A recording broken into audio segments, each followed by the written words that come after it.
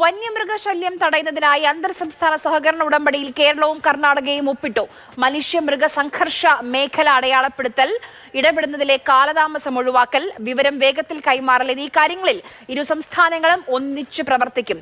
M Kamal Wayanad നിന്ന് വിവരങ്ങളുമായി ചേരുന്നുണ്ട്. കമൽ, മന്ത്രിതല ചർച്ചയായിരുന്നു. 4 കാര്യങ്ങളിലാണ് സഹകരിച്ച് മുന്നോട്ട് പോകാൻ ധാരണയായത്. അവ എന്തൊക്കെയാണ്? ഇന്ന് ബന്ദിപ്പൂരിലാണ് ഈ വനം മന്ത്രിമാരുടെ യോഗം ചേർന്നത്. കേരള കർണാടക വനം മന്ത്രിമാരും തമിഴ്നാട്ടിൽ നിന്നുള്ള ഉന്നത ഉദ്യോഗസ്ഥരുമാണ് യോഗത്തിൽ പങ്കെടുത്തത്. അതിൽ പ്രധാനമായും ഉണ്ടായത് ഈ അന്തർ സംസ്ഥാന ഒരു സഹകരണ കരാർ കേരളവും കർണാടകവും ഒപ്പിട്ടു എന്നുള്ളതാണ്. അതിലെ പ്രധാനമായും 4 ലക്ഷ്യങ്ങളാണ് ആ കരാറിനുള്ളത്.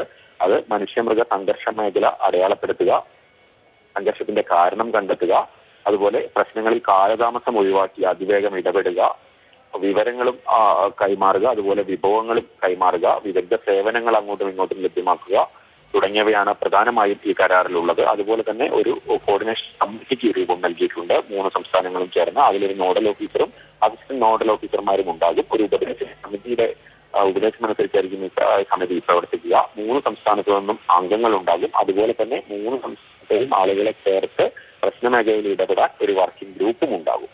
അതുപോലെ തന്നെ ഈ യോഗത്തിൽ 1972 വന്യജീവി സംരക്ഷണ നിയമത്തിൽ കാലോചിതമായ മാറ്റം വേണമെന്നും കേരളം ആവശ്യപ്പെട്ടിട്ടുണ്ട്. അതിന് തമിഴ്നാടും കർണാടകവും പിന്തുണയും നൽകിയിട്ടുണ്ട്.